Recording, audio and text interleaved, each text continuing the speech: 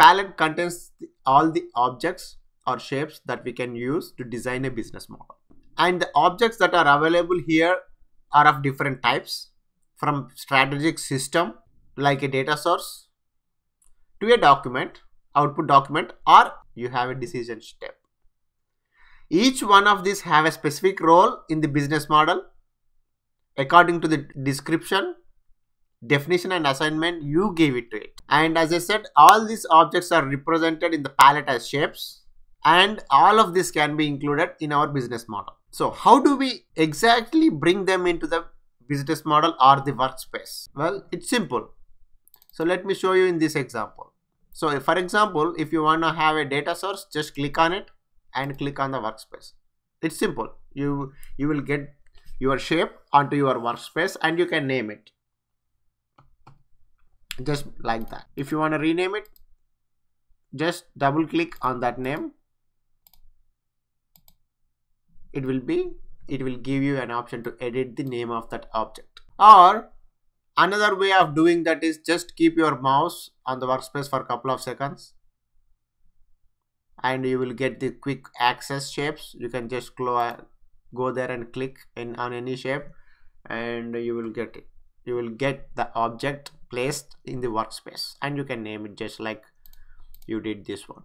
Now let's look into each and every object we have. Let's see when do we have to use a particular kind of shape.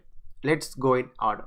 So the decision, as you might have already observed from the name itself, this represents an if condition in the model. For example, if this meets a condition, then what we are going to do. If it doesn't meet, then what we are going to do.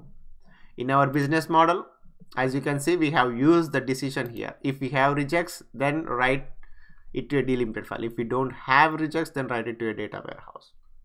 Then we have the action.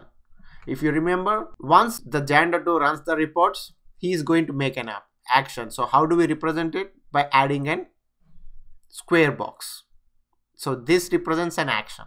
So it means this guy is going to do some kind of action or take some kind of action once the report 2 is run. Then we have the terminal with square trimmed at the corners. It represents any type of output terminal. In our model we didn't use it, but if you have a scenario where you have to use like any output terminal to represent any output terminal, then use this shape. Then we have the data. This is a parallelogram shape. This is like data of any type. As you can see, we have used here once, which represents the data is of comma separated value type. Then we have the document. As you can see here, report 1 and report 2, we have the, if you have any kind of document, you can use the document object. And input, this inserts an input object which allows the user to type in or manually provide data to be processed. So we have this input data coming from this particular source, which is a file. So I used the input object there. So list you use if you have a scenario where if you are going to hold a certain nature of data.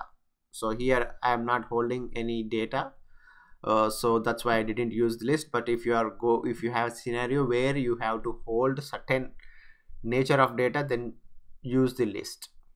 Then we have the data source or the database.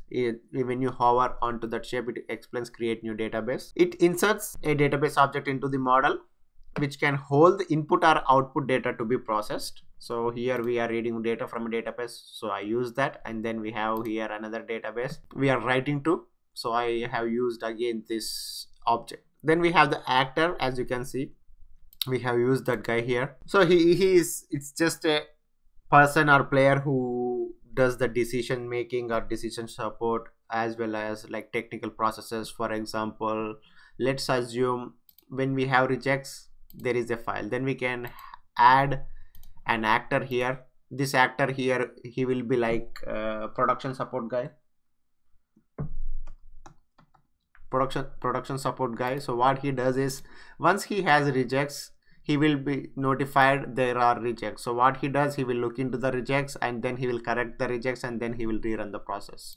So you can have, it's not just A reporting guy, it can be anyone, just an actor who does some kind of action or decision support. Then we have Eclipse. It's just insert the Eclipse shape. You can use it for any kind of data or process. Then we have the gear. It typically represents some kind of code. If you have in your program, if you are creating a code or something, then you use the gear. For example, here we have a talent job. Here we are representing that by having the gear there. So these are the different kind of objects that we can use to build our business model.